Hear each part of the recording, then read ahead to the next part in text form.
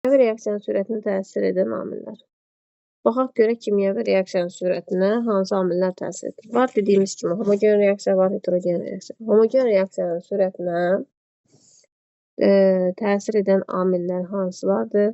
Kimyəvi reaksiyanın sürətinə təsir edən amillər. Heterogen reaksiya deyəndə əlavə sətin sahəsində nəzərdə tutacağıq. Homogen reaksiya deyəndə isə hansı amillər təsir edir? Deməli, qatılıq,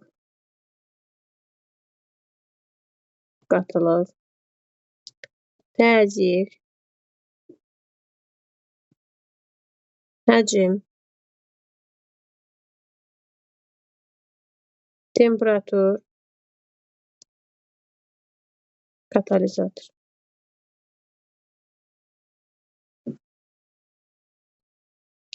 Birinci qatılığın təsirinə baxırıq.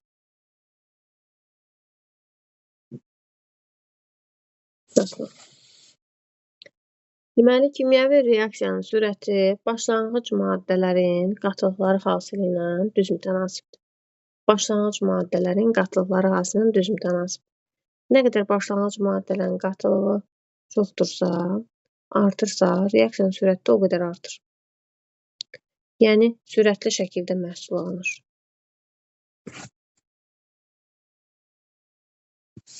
Deməli, dedik ki, kimyəvi reaksiyanın sürəti başlanğıc maddələrin qatılıqları xassəsi ilə düz mütənasibdir. Sxem ümumilikdə belə verilir. A + B əmələ gəlir AB. Bunun əmsalını M-lə, B-nin əmsalını N-lə işarə etsək, kimyəvi reaksiyanın sürəti başlanğıc maddələrin qatılıqları xassəsi ilə düz mütənasibdir və hər bir əmsal qüvvət üstü kimi nəzərə alınır. Bu belə bir düsturdan ifadə olunur ki, kimyəvi K burada riyaziyyatda bilirsiniz mütənasiblik əmsalı var. Amma burada bu kimyəvi reaksiyanın sürət sabiti hesab olunur. Mütənasiblik əmsalı K kimyəvi reaksiyanın sürət sabiti hesab olunur. Kimyəvi reaksiyanın sürəti başlanğıc maddələrin qatılıqları xassəsi ilə düz mütənasib olacaq. Əmsal da qüvvət üstü kimi nəzərə alınır. Məsələn, yazıram N2, üstə gələk H2, əmələ gəlir NH3. Belə bir reaksiya verilib. Bir də onu xatırladım ki, qatılıq C-dən də işarə oluna bilər. Eyni zamanda V bərabərdir K. Bax, belə düz mötərizə qoyulur. A maddəsi, vurursam B maddəsi üstü M, N. Yəni, bu cür formada göstərilə bilər. Buna kütlələrin təsiri qanunu deyilir. Qatılığın kimyəvi reaksiyanın sürətinə təsiri qanunu da deyilir buna. Kütlələrin qatılığın kimyəvi reaksiyanın sürətinə təsiri qanunu da deyilir. Bu da belə bir düsturdan ifadə olunur. Həm də kinetik tənliyi adlanır. İstənilən reaksiya üçün kinetik tənliyi yazmaq mümkündür. Və təbii ki, istənilən reaksiya üçün kinetik tənliyi nəzərə alanda bərk maddəni nəzərə almıyorsunuz. Bərk maddə varsa, onun sətin sahəsi o da heterogen reaksiyanın sürət düsturuna hesablanır. Yəni, qatılıq kimyəvi reaksiyanın sürətinə təsir edir və belə bir düsturdan hesablanır. İndi tutaq ki, aşağıdakı belə bir reaksiya verilir. Bunun üzərində hesablamamızı aparaq. Görək, kinetik tənliyi necə çıxaracaq? Kinetik tənlik nədir? Bax, biz sürətə görə çıxartdığımız bu var ha, ifadə. Bunun adı kinetik tənlikdir. Nə dedik? Kimyəvi reaksiyanın sürəti başlanğıc maddələrin qatılıqları xassəsi ilə düz mütənasibdir. Yəni, CN2, başlanğıc maddə nədir? Azot var, hidrogen var da. Bura CH2/3. Niyə? Çünki hidrogenin əmsalı var. Əmsal qüvvət üstü kimi çıxır. Azotun əmsalı var. 1-dir. O da nəzərə alınmır. 1-dirsə, yəni burada gözlə görünən əmsal yoxdursa 2-3, deməli 1-dir də. O da nəzərə alınmır. Həm bunu bu cür formada göstərə bilərik, dediyim kimi. Həm də düz mötərizə ilə göstərə bilərik. Bax, belə bir düz mötərizə ilə göstərə bilərik. K bu da sürət sabitidir. K sürət sabitidir. Yaxşı, K nədən asılıdır uşaqlar? Belə bir açar sözü verirəm sizə. TTK-dan. TTK saxlaya bilərsiniz. Temperatur.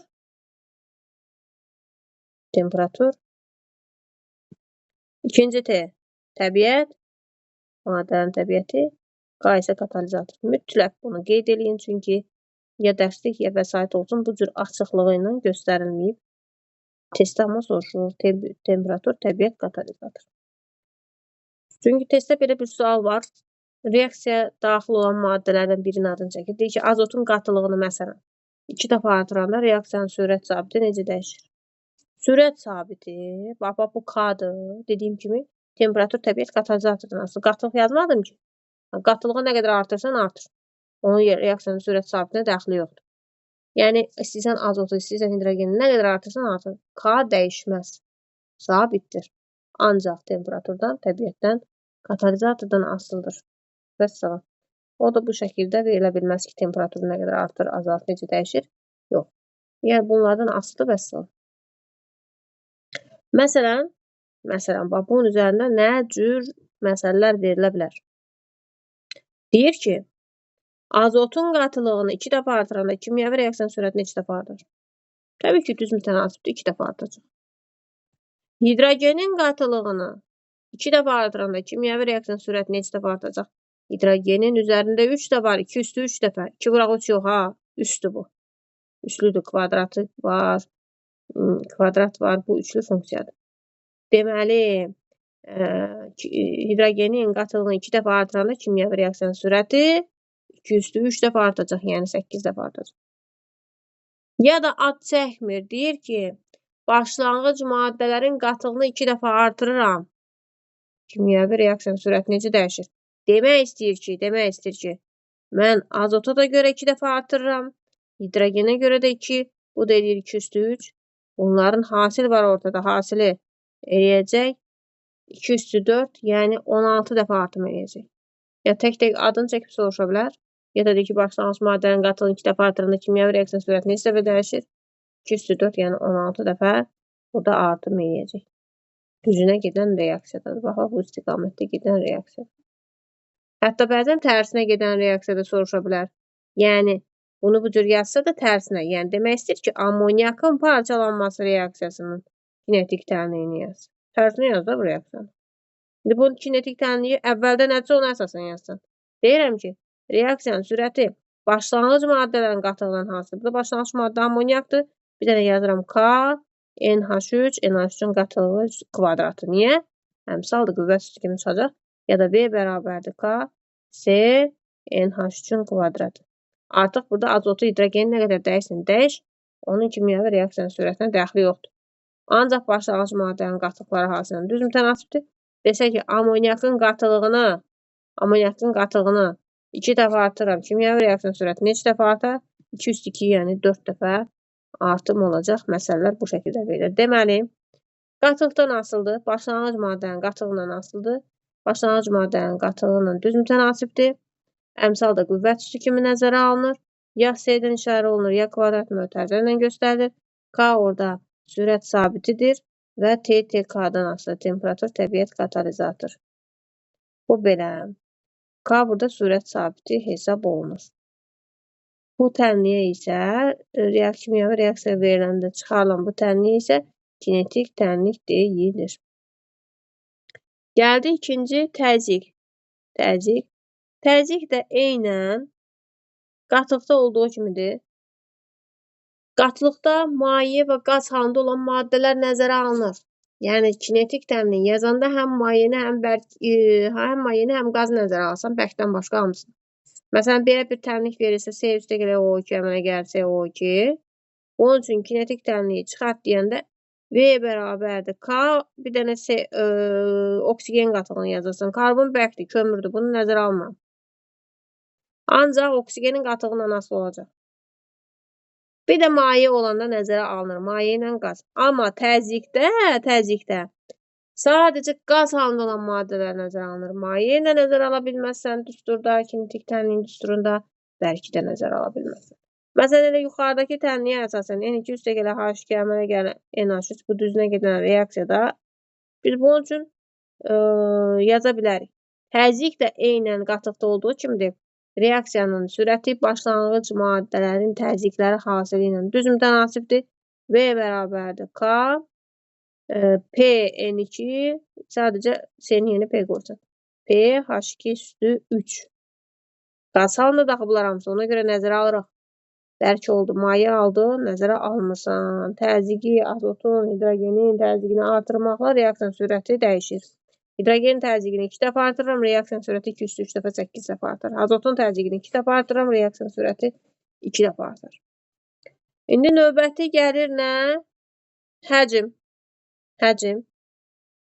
Həcmlə kimyəvi reaksiya sürəti tərs mütənasibdir. Çünki təzyiqlə düz mütənasibdir. Daha doğrusu təzyiqlə tərs mütənasib. Belə düstur var ha. PV şeydə fizikada bilərsiniz. PV bərabər konstant. Yəni təzyiqdən həcm tərs mütənasibdir. Adi bir porsiyon məsələsi, şpris. Sən təzyiq göstərdikcə yuxarıda həcmini kiçiltmiş olursun. Porsiyonda təzyiq göstərdikcə həcm kiçilmiş olur. Yəni təzyiqdən həcm düz mütənasibdir.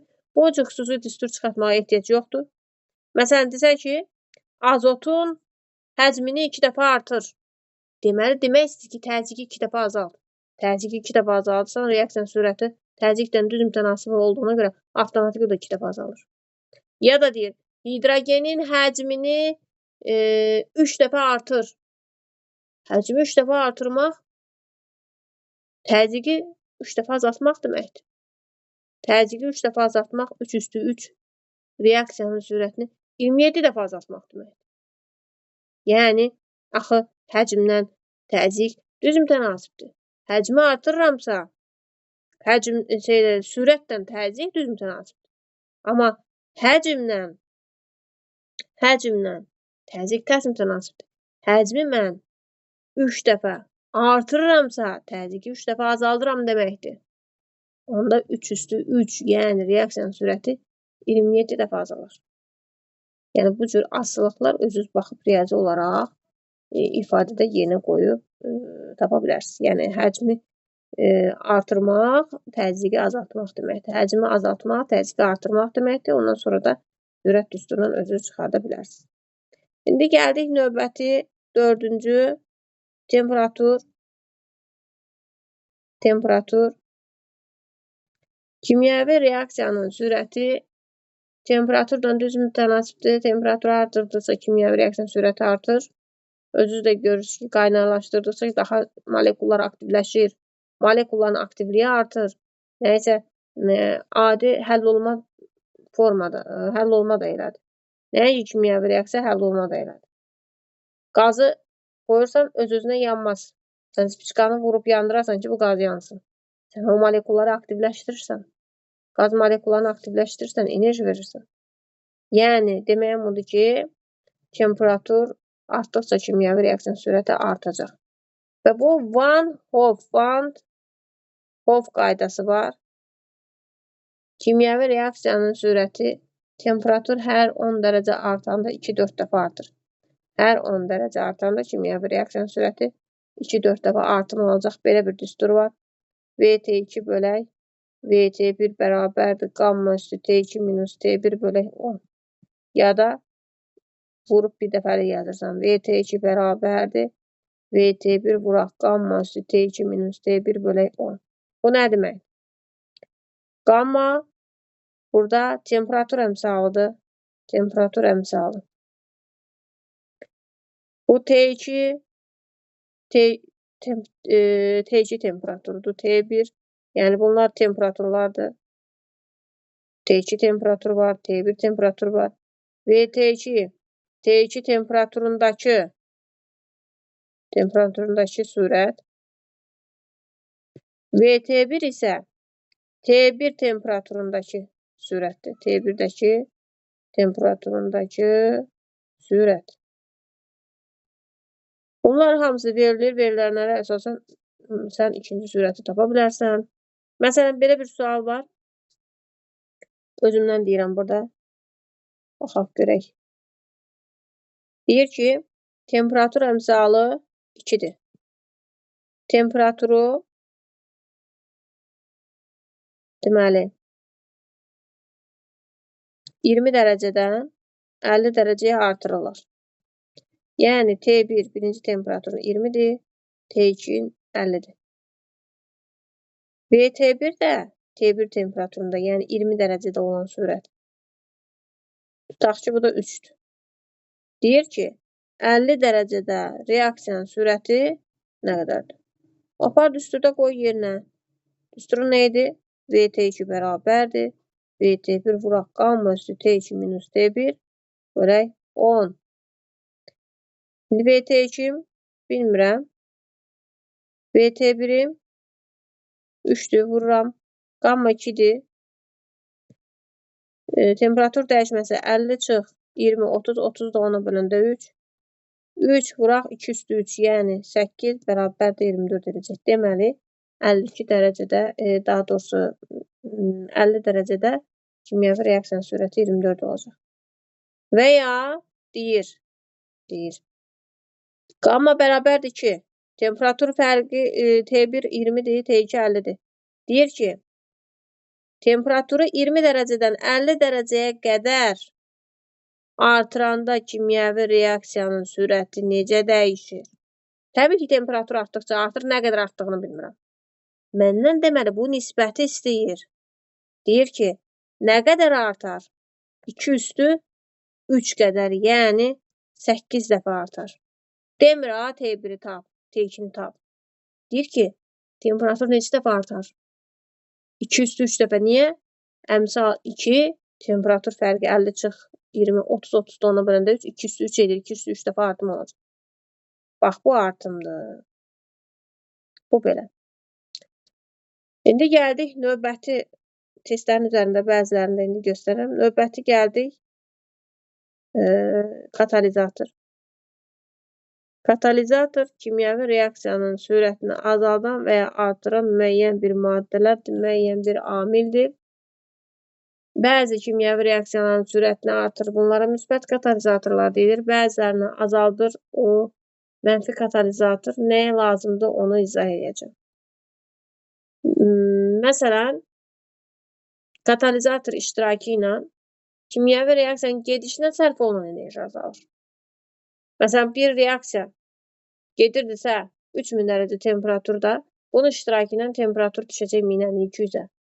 Həm verilən kənardan onu 1200 almaq var da, həm kənardan verilən enerji azalır, həm kimyəvi reaksiya daha sürətli gedir. Çünki katalizatorun iştirakı ilə aktiv mərkəz yaranır, aktiv mərkəz həmin o molekulları aktivləşdirir, daha tez hərəkət etdirir. Katalizatoru necə seçək? Reaksiyanın əvvəlində görəcəksiniz və sonda. Necə reaksiyanın əvvəlində girir, sonda da çıxır. Məsələn, SO2 üstə gələk O2 əmələ gəlir SO3 və xəttin üstündə uşaqlar həmişə görürsünüz belə bir nəsə yazılır, NO, nə bilim manqan2 və s. Plus deyil, elə belə qoyulur. Bu katalizatordur uşaqlar aktivləşdirir.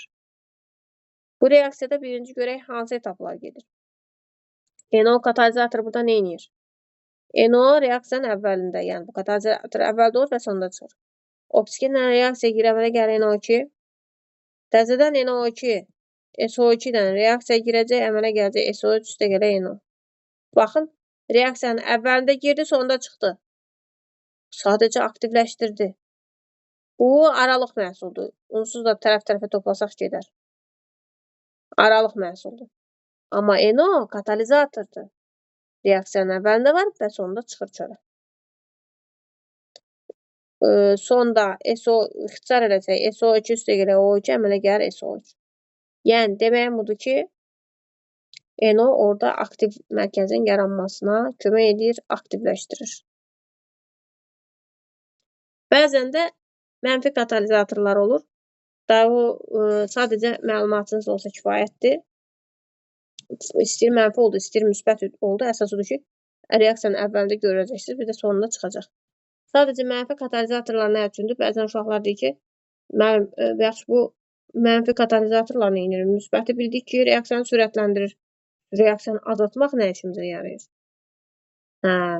Məsələn, konserva məhsullarının daşınmasında, şorabaların, tutmaların, o satılları tutulan, onların alınmasında, şirniyyatların saxlanmasında biz bir qatığı çalırsan, qatıq eləyirsən, qoyursan stolun üstünə, onu bir müddət saxlayandan sonra tez xarab olur. Amma Rusiyadan bura süd məhsulları gəlir. Görürsən, üzərində yararlılıq müddəti var. 6 ay, 1 il qalır. Necə qalır bu? Onun içərisinə oradakı reaksiyanın sürətini, çürümənin qarşısını alan maddələr əlavə edirlər. Ya deyək konserva məhsulları. Konserva məhsulları üzərində istehsal tarixi var. 2 ilə yaxın vaxtı var. Balığı bu gün bişirsən, səhər yemədinsə xarab olur. Nə səhər, axşama xarab olur qalanda. Amma konserva məhsullarına heç nə olmur. Səbəb nədir? Onun içərisində həmin o kimyəvi reaksiyaya getməsin deyə qabla reaksiya getməsin, onu uzun müddət saxlamaq mümkün olsun, satışı olsun deyə onun içərisində kimyəvi maddələr qatırlar, inhibitorlar qatırlar. Onlar inhibitor deyir. O da təbii ki, bizim orqanizmimiz üçün ziyandır. Amma məhsulların saxlanması, ötürülməsi, satışın uzun müddət qalması üçün xeyirdir, belə deyək. Ona görə də inhibitorlardan istifadə edilir. Bunlar haqqında məlumat. Belə uşaqlar, indi girək bir-iki dənə məsələlərə baxaq. Bu dediyim amillər daha yaxşı möhkəmlənsin. Deməli, hansı amillər təsir elədi? Qatılıq. Bu qatılıq deməli kimyəvi reaksiyanın sürətinə təsir edən amillərdən biridir. Kimyəvi reaksiyanın sürəti başlanğıc maddələrin qatılıqları xassəsi ilə düz mütənasibdir. Bu da deməli adlanır kinetik tənlik, qatılığın kimyəvi reaksiyanın sürətinə və ya kütlələrin təsiri qanununda adlanır. İndi gəldik təzyiqdən də elə qatılıqdakı kimidir. Başlanğıc maddələrin təzyiqləri xassəsi ilə düz mütənasibdir. Həcmdən isə tərs mütənasib olacaq, çünki təzyiqdən həcm tərsdir. Temperaturdan da Van Hoff qaydası, temperaturu hər 10 dərəcə artıranda kimyəvi reaksiya sürəti 2-4 dəfə artır. Bu qaydası belə veribdir. Amma bizə əsas lazım olacaq məsələlərdə nə? Bax, bu düstur lazım olacaq. Ya T1-i də verər, qammanı, T1-i, T2-ni, bunu T2-ni hesablayarıq. Ya da ki, deyəcək ki, temperatur bu dərəcədən bu dərəcəyə dəyişəndə kimyəvi reaksiyanın sürəti necə dəyişəcək? Hə, bir də uşaqlar, onu demək yadımdan çıxdı ki, kimyəvi reaksiyanın sürəti reaksiya nə qədər sürətli olarsa, zaman bir o qədər az sərf olunur. Yəni, insanlarda da belədir də. İnsan nə qədər sürətli hərəkət edirsə, qısa zamanda bir işini bitirmiş olar. Burada da zamanla tərs mütənasib olacaq. Zamanı burada temperaturdan fərqləndirmək üçün tau-dan işarə edirlər. Tau elə belə qoyursan, başında bu formada işarə edirsən. Tau 1 bölək tau 2. Yəni ki, VT2 bölək VT1 qoymusansa, zamanı T1 bölək T2 qoyasan. Məsələn, desək ki, bu verdiyimiz hər şey verilibdir. Verdiyimiz hər şey verilib. Bizdən zaman istəyir. Deyir ki, zaman neçə dəfə dəyişəcək? Deyir ki, temperaturu artıranda sürət 8 dəfə artırsa, yəni dediyim intervallarda, onda zaman 8 dəfə azalmış olacaq. Yəni tərs mütənasib kimi götürəcək. Bir dənə də bu zamanı əlavə elədik bura. Katalizatorda bildik. Katalizator bizə önəmli nədir? Katalizator nə üçündür? Və eyni zamanda katalizator baxanda necə fərqləndiririk? Reaksiyanın əvvəlində və sonunda çıxacaq. Bu belə. Bəli. Yəni burada temperaturu 60-dan 80-ə qaldırıram. Düsturum budur. 60-dan 80-ə qaldırıram. Yəni 80 çıx 60 bölək 10. Qammanı bilmirəm. Bu 16 dəfə artar. Yəni T2 bölək T1 nisbəti əvvəl nə qədər olsa temperatur, sürət. Sonradan T2-yə keçəndə 16 dəfə artım olub. Yəni bu nisbət 16-dır. 80 çıx 60 edir 20. 20-ni 10-a bölsən edir 2. 16 bərabərdir. Qamma üstü 2. Qamma da bərabərdir 4 imiş. Orada niyə 10-a böldük ki? Düstur elədi.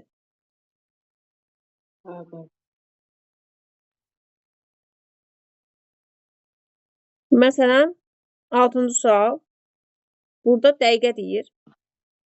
Qammanı verib 3. Başa çatma müddəti 54-dən 6-ya endirirsən. Dedim ki, burada tərs mütənasibdir. Sürət nə qədər sürətlidirsə, reaksiya zaman o qədər az sərf olunur. Deməli, başa çatma müddətini 54-dən 6-ya. Tau 1 bərabərdir 54. Tau 2 bərabərdir 6. Burada VT2 bölək VT1 qamma T2 minus T1 bölək 10-dursa. Zamanda deyirəm tau 1 bölək tau 2. Tərsinə. V2 buradadır. Burada tau 1 bölü tau 2 bərabərdir. Qamma üstü delta t bölək T2 T1 delta delta bölək 10. T1'im 54, 54'ü 6'a bölürəm, eləyir 9. Qamma da 3'dür. 3 üstü neçə? 9 eləyir, 3 üstü 2. Yəni bu delta t bölək 10 var ha. O ifadə 2'ye bərabərdir. Bax bu 9 3 üstü 2 dəfə. Üstü tapdım mən. Bax bu üstü tapdım ki bu 2'dir. Buradan da delta t bərabərdir 20 edəcək. Aydın oldu. Başa düşdünüz bunu? Bəli.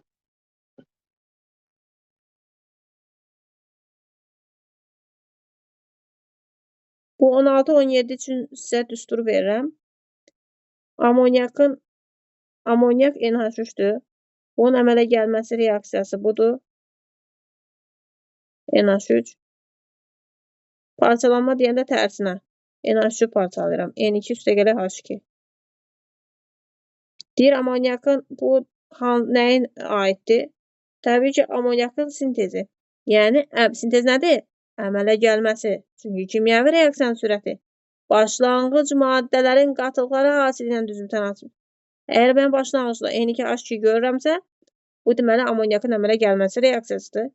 N2 də H2 də onların başlanğıc maddələr ki, onların qatılığı ilə düzüm tənasibdir. Əmsal da qüvvət üç kimi nəzərə alınır. Deməli 1 doğrudur. K da reaksiyanın sürət sabitidir. 3 doğrudur. O biri isə tərsinə olacaq. Amonyakın parçalanması reaksiyası olacaq. Bu belə. Sonra gəldim. Məsələn, deyək 20-ci suala. Fərq yoxdur. 18, 19, 20 eyni cürə gedir. 21 hamısı eyni cürə gedir.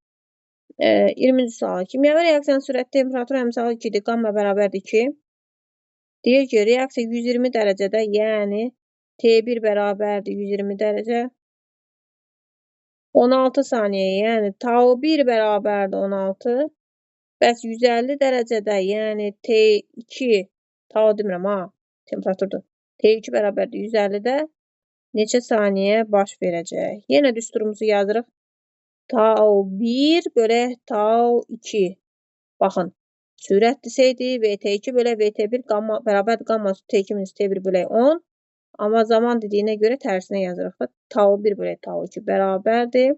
Qamma üstü T2 minus T1 bölək 10 eləyəcək. Tau 1'im 16'dır. Tau 2'mi bilmirəm. Qamma 2'dir. 2'dir.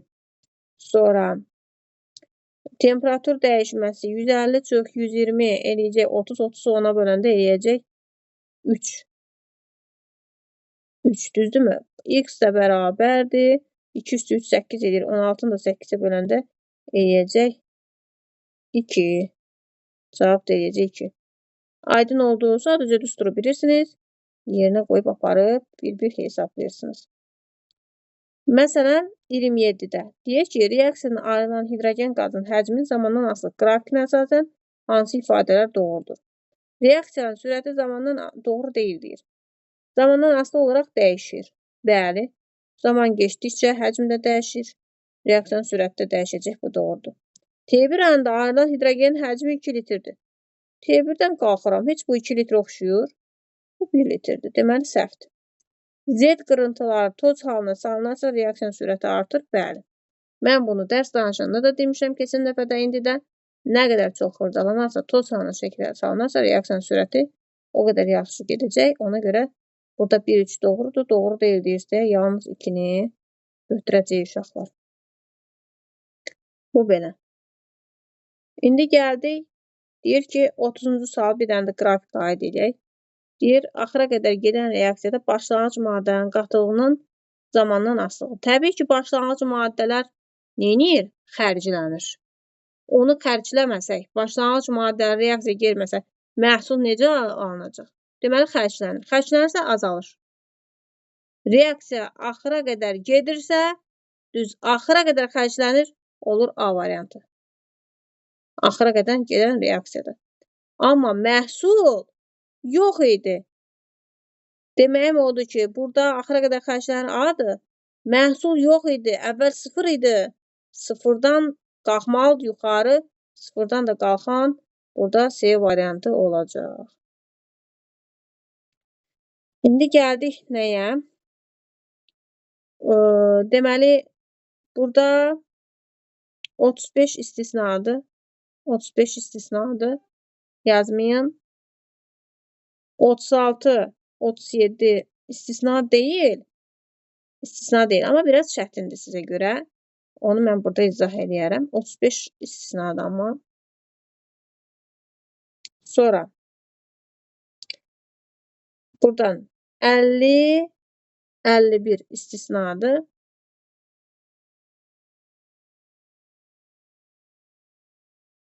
Bir də 54, 55 istisnadır. Yox, istisna deyil. Bunları asan eləyə bilərsiniz. 52 istisnadır, çünki üzvü kimya aiddir. Qalanları elə eyni düstur, eyni yoldan gələcəkdir. Yəni, qatılığını neçə artırsan, azaldırsan kimyəvi reaksiyon sürəti necə dəyişir. Bunun üçün sizə kinetik tənlik lazım olacaq. Bunun üçün Van Hoff qanunu lazım olacaq.